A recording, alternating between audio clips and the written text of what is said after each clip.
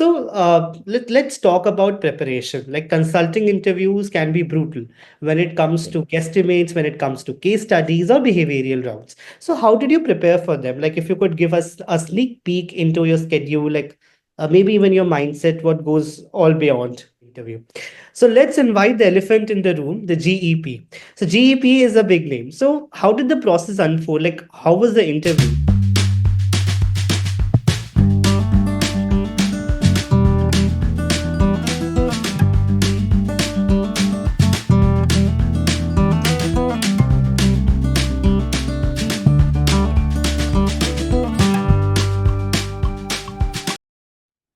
Hi, viewers. Welcome to another podcast from Skill Sapiens, your behind the scenes pass to the most insightful stories from your MBA journey. Today's episode is all about strategy, consulting, and cracking the code to land into the dream internship. And who better to decode it for us than somebody who has lived it? Today we have Mohit Sharan with us, who secured his internship at GEP, a global powerhouse in strategy and supply chain consulting. Mohit, welcome to the podcast. How are you? How are you doing? Hey, hi Arpan. First of all, thanks for a warm welcome. And yeah, I am good. So right now doing my internship, and yeah, things are pretty fine from my end. First of all, thank you so much for lending your time from your busy schedule at GP. I know it's a Saturday and how important the weekend is for the people like you because of this hectic consulting job. But thank you so much for lending your time to give us in Skill Sapiens for actually helping our viewers. So through this podcast, I believe the viewers will get a real behind the scenes look at what's like to build a career in consulting and analytics, like from busting common myths to picking up some practical tips that anybody can actually use. So I believe this podcast would be really, really helpful for all the viewers who are looking forward for analytics and consulting space. So before we dive into analytics and cases, so if you could like tell something about you, your where are you from, your brief background, and what was your life before MBA journey started? Okay, so I am actually, if to sum it up where I am from, I prefer myself calling a pan Indian, as I have lived across the length and breadth of India. But okay, my hometown is Ranchi, and to cut the long story short, currently my family is based out of Delhi, and I have completed my engineering from VIT Chennai in the year 2022. And post that, I had worked with Wipro Technologies, Bangalore, where I was in the network security domain and serving Ericsson. So yeah, after 2 years, I thought, okay, let's close this thing and jump into MBA. I landed up at IMI New Delhi, and from there, I'm pursuing my MBA. So that's pretty much about it, I guess. Yeah. So your job role was always into analytics. I believe you did a computer science engineering from VIT. No, I'm an electrical engineer from VIT, and my job had nothing to do with analytics. So I was, responsible for securing the internet communication, which we are, ec- using a lot these days, I would say. Yeah. So, So was consulting and analytics always the goal, or did it something that hit you between lectures or like late night Maggie? uh, well, to be honest, it was not the goal, I would say. It was there in back of my mind. So, coming from an engineering background, working in the IT services sector, and how my engineering life was, I always pictured myself into those product roles and all, right? But as the time progressed here at I realized that I have this knack for solving problems, and I realized that I have a very structured way of you know thinking of problems and solving and getting to the solutions, right? So I actually gradually came to a realization that the skill sets which I guess naturally possess, I would fit well for the consulting roles. So I thought, okay, let's give it a shot, and I think I fared well. Thank you so much. I believe the viewers would understand how should we plan our career trajectory through your answer. So let's talk about preparation. Like consulting interviews can be brutal when it comes to guesstimates, when it comes to case studies or behavioral rounds. So how did you prepare for them? Like if you could give us a sneak peek into your schedule, like maybe even your mindset, what goes all beyond? Okay, so once I, made up my mind that okay, I need to give it a shot into consulting. So I did my research, and based on my research, what I figured out was people want you to have a very structured approach towards solving a problem. So, in order to polish that skill, what my approach was to basically get into uh, solving cases and guesstimates to, in order to align my thoughts to the problem at hand. So, my preparation strategy was all in all solving more and more guesstimates or and cases to get the hang of it basically, and get my thinking in line. So yeah, that's how I think I have prepared. Like I gave it a month and a half before the interviews happened to basically work on those skills. And yeah, basically to sum everything up, the the the the whole art behind it is to have a calm composure, think through the problem line by line, logically. Don't complicate it into your head, and structurally proceed with the question, and you will eventually land up to the answer. Like it's no rocket science; it's just a logical and a procedural way of solving a problem or looking into it. Yeah. So that's all about how to approach a consulting interview or prepare for it. Practice as much as you can and develop that thinking. So, was there any preparation material or resources that you stood by, like any YouTube channel or any kind of courses that you did online or something like Okay. that? Uh, so if I talk specifically about me, there I did not stick to any particular YouTube channel, but I want to give a shout out to many case books which you will find online. Those are free open resources. So those have wonderful cases. Different B schools do create such uh, the case books, and you can have a look into it and go through their problems one by one and understand the approaches, and first solve it by yourself and then see what they have done.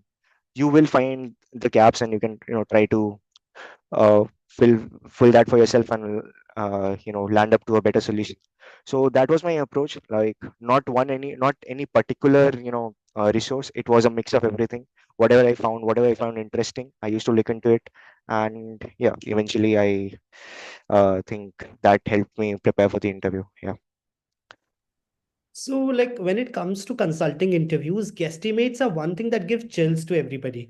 Like whenever an MBA aspirant or an MBA student of first year thinks about guesstimates, he or she feels that okay, it's a very tough job, and probably I would need a particular skill set or particular analytic mindset to get through the guesstimate. So, what was your approach when it comes to guesstimates?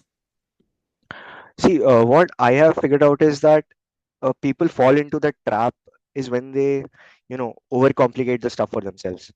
So my approach was pretty simple. I did not want it to, uh, have a fixated mindset that I'll follow certain, frameworks, etc., to approach to my problem.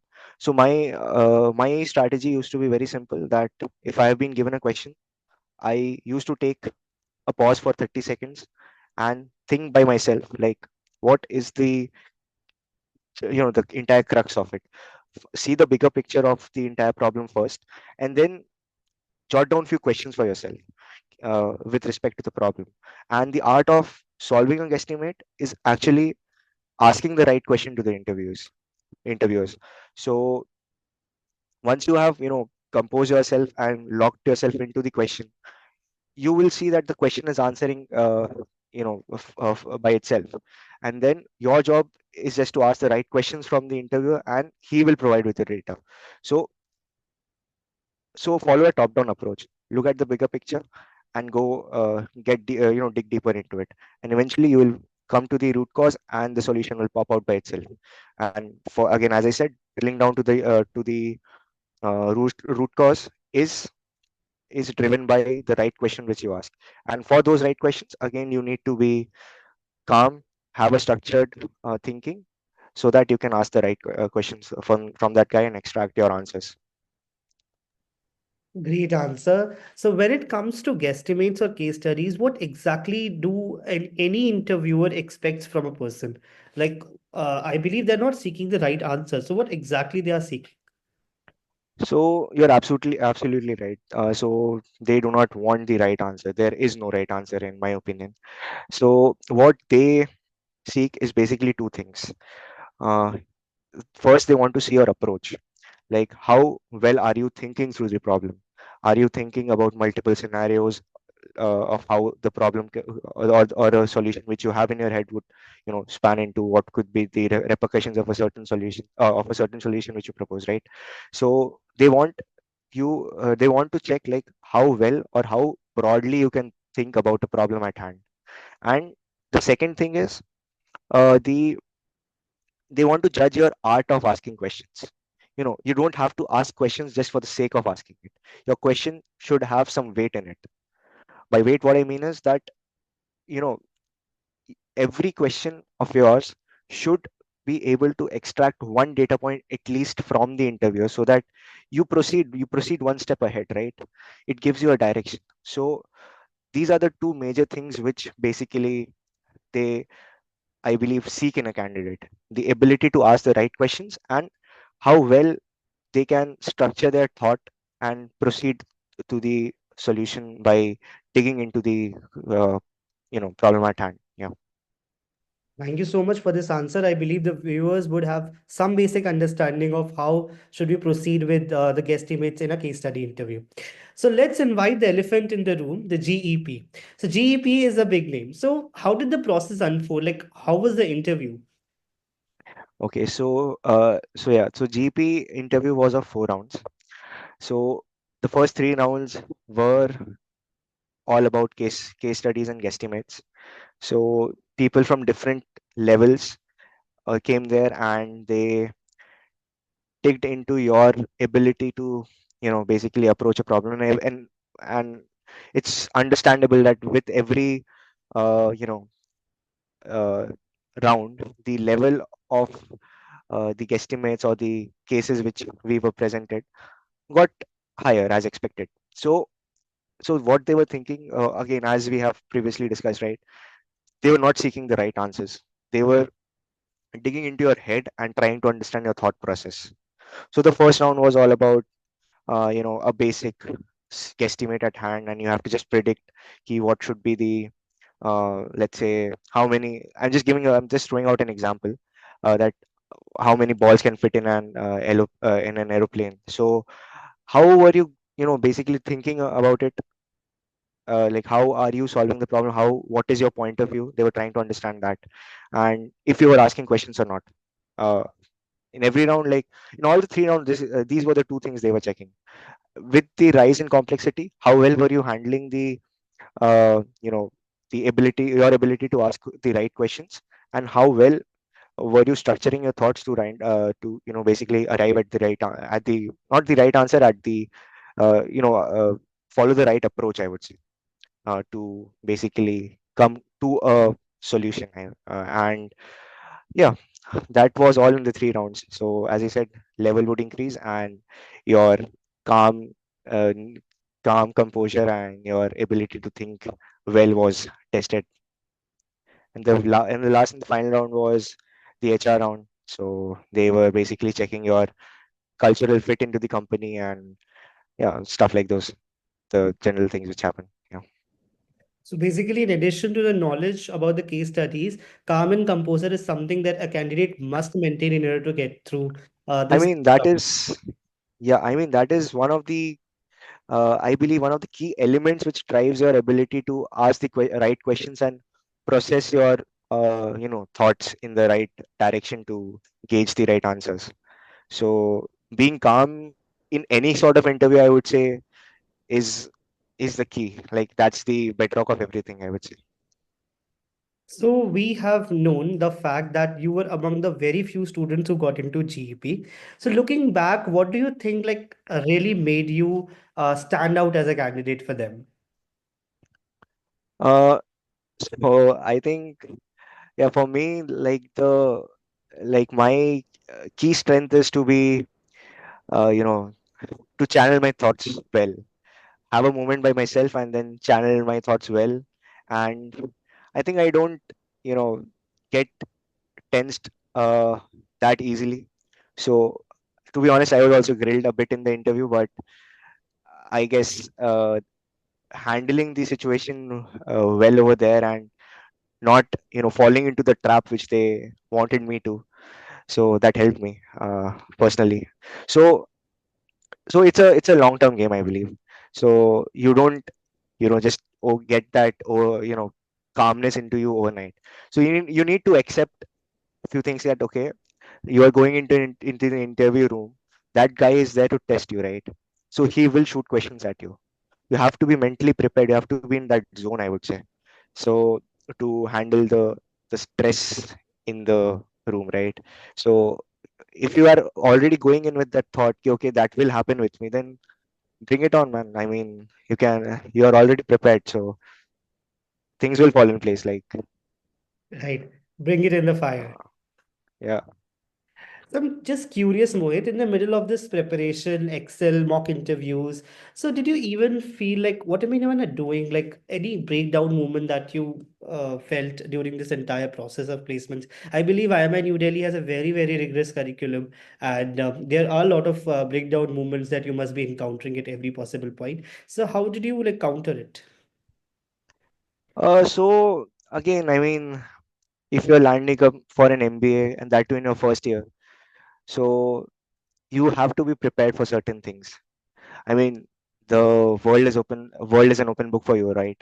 So you have all the informations, what are you putting yourself into, right? So so I actually particularly did not face any major hiccups, I would say. Uh, but yeah, there were certain days when you were down because of the pressure, academic pressure and everything.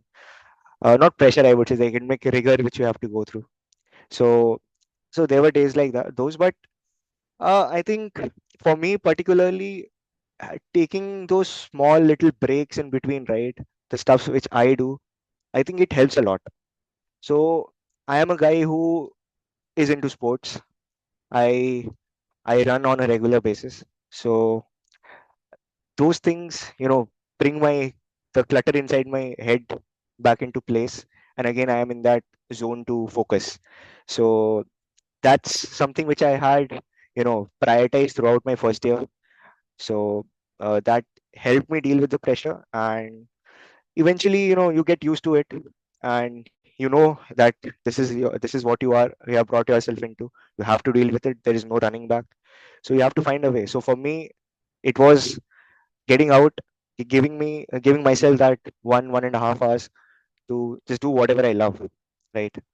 And and please don't underestimate the power of sleep. It is the best thing in the world. So 6 hours every night, and you're through. The next morning you are afresh. Great answer, Mohit. Thank you so much for explaining this. So, if you could go back to the day one of your MBA journey, what advice would you give yourself? I would say, uh, I think personally, I would say you should have uh, networked a bit more. Yeah. So MBA, as everyone says, it's all about networking, gauging that relationships between your peers, right? So I think I have built that rapport with my peers now, but I was a bit slow in that too. So don't be hesitant in be making your friends and the so-called network, I would say.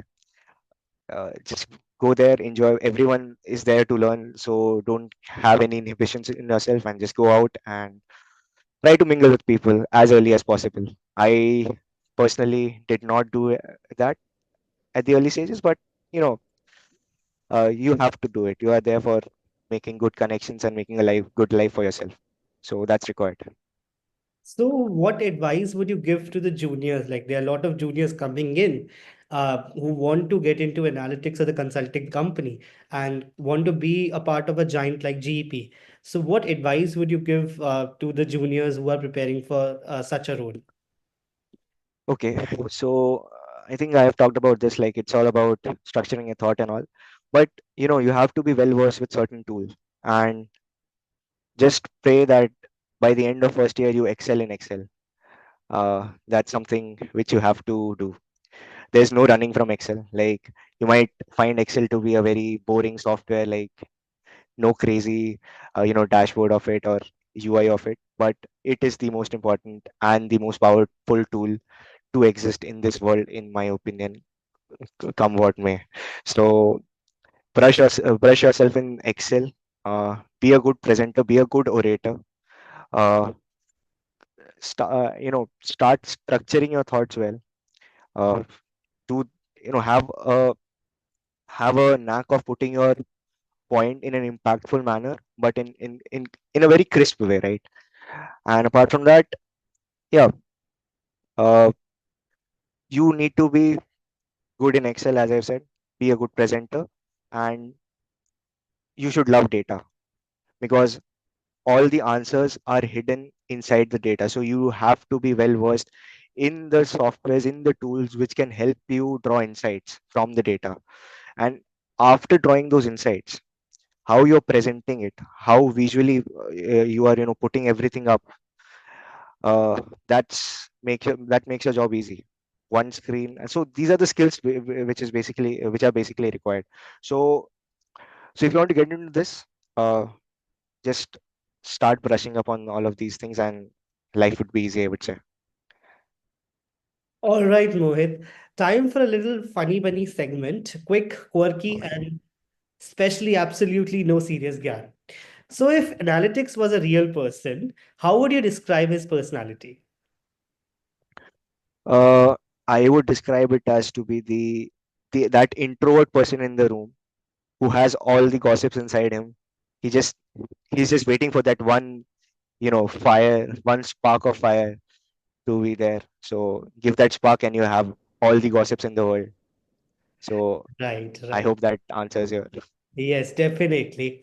So, if your career journey till now had a Bollywood movie title, what would it be? Oh, okay. That's a tricky one for me, I would say. It should be. Uh, I would go by that line, "Ye dil mange mo," like bring it on, whatever it is. I am up for it. Great answer, and great learning for all the people. Right. So, what's one career advice that you receive from all your parents, from all the seniors, that you have to listen, but you completely disagree with that advice? Uh, Take things slowly. Don't rush after, your success, I would say. Follow the process, as Mr. MS Dhoni always says. Follow the process, and results will fall in place. So I am a very result oriented guy, but gradually I have understood that, if I am doing the things right, then no matter what, I'll eventually land up in the desired result which I have, right? So just follow the process. Don't complicate things for yourself. All right, Mohit. So, time for a quick rapid fire, fast answers, no overthinking. So, let's go. Uh, sure. Tea, coffee, or energy drink before an interview? Coffee, any day. Last minute CV tweak, brave move or disaster recipe? Brave move. So, if your placement journey had a soundtrack, what would it be? Uh, uh, I think. Okay, let's give it a pass. I cannot think of Yes, anything yes, right yes. now. I believe so. So, one word Uh, to describe GEP. Dynamic. So, what gives you more butterflies, guesstimates or GDs? Personally, GDs. Guesstimates are fun. Preparation break, binge watching Netflix or scrolling LinkedIn? Neither. Scrolling Instagram. That's my. Okay, so you're not a Netflix person. No, not at all. Mohit, thank you so much for being here. Your journey has equal being parts refreshingly real and inspiring.